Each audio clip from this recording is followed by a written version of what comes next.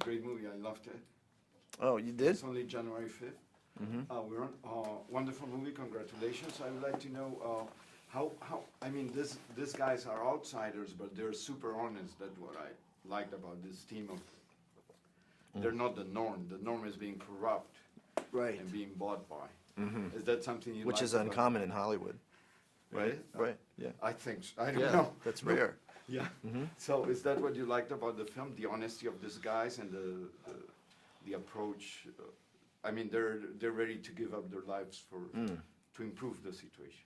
Yeah, I mean, it's incredible that this is based, like, on a true story, you know. I mean, although it's like a very fictionalized version of the events, in some ways, and it's stylized, you know, in some ways the real story is almost more surreal because it is true. What I really liked was the whole choreography of the fights and the violence. I thought it was totally part of the story. Some people go, "Oh my God, there's violence," but violence is not something that you have to imitate. It's something that you have to enjoy within a movie. Do you agree with that? I mean, for me, it was part of the story, and the choreography was wonderful. Well, It I was mean, like this was a dancing. very violent time, and these men, you know, risked their lives in the face of all of this violence in order to stop it. So there has to be, you know, there has to be an element in the film, you know.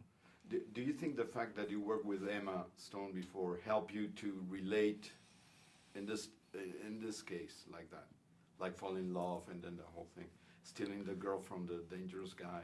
Yeah, I think That when was you scary. first work with somebody, you waste a lot of time being polite and trying to like be respectful, and so it's nice when you've worked with somebody because then the next time you can just sort of get to work and hit the ground running, you know, and then you really start to see what you're capable of, I think. In a way, Jerry, really, your character really evolves within the story at the beginning. Well, he comes back from war.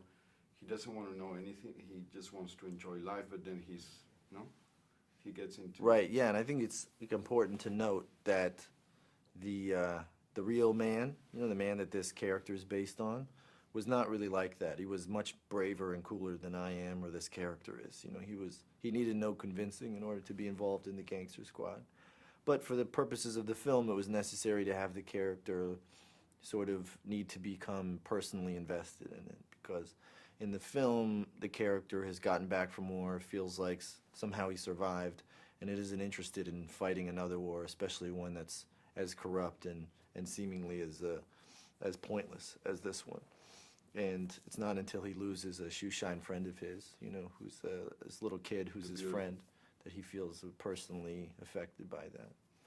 By the way, a superficial thing, I think that your outfit is cooler than mine. Your outfit's way cooler than mine. I think it's not fair of you to even point out our outfits because there's such a disparity between, you know, the level to which you're bringing it. Thank you very much. But I want to know another thing. You've been nominated for the Oscar twice, I think, yeah. And, No, why? Just once. Twice, huh? Once? Was I twice? Well, you've been nominated for the Oscars. Right. Regardless. Okay. And do you think that nomination changed your professional life or your access to stories or the way the industry sees you as an actor?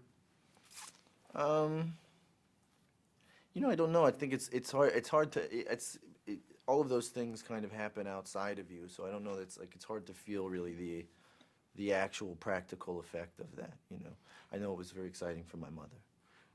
Since this is a business, it's not only art. Sometimes actors are seen as ATM machines. Like if you have this actor, I make more money. Do you see yourself as an ATM machine, or? I've never thought of myself as an ATM machine, but now I'm not gonna be able to stop and thinking of myself as one. You've put that in my head, and now I'm just a walking ATM No, but machine. it's like a metaphor. In a Mr. Rogers sweater. Right. Great. Great. No, this has been great for me. No, but don't you think metaphorically? I mean, I guess I don't know. I mean, I guess it's that's an interesting terminology. I guess. I mean, it's true. You put some actors in your movie, and I guess you get more money to make it or something, you know. But maybe that's also part of the problem, you know, because you get the same actors in every movie because you know, they can only get financed with those people in it. So I'm getting the thumbs up. You're wrapping me up. Thank you so much. Okay. No, the lady. No, I I'm didn't just want kidding, her to I'm just get kidding, I'm upset. just kidding. Thank you very much. Really see you. Thank you.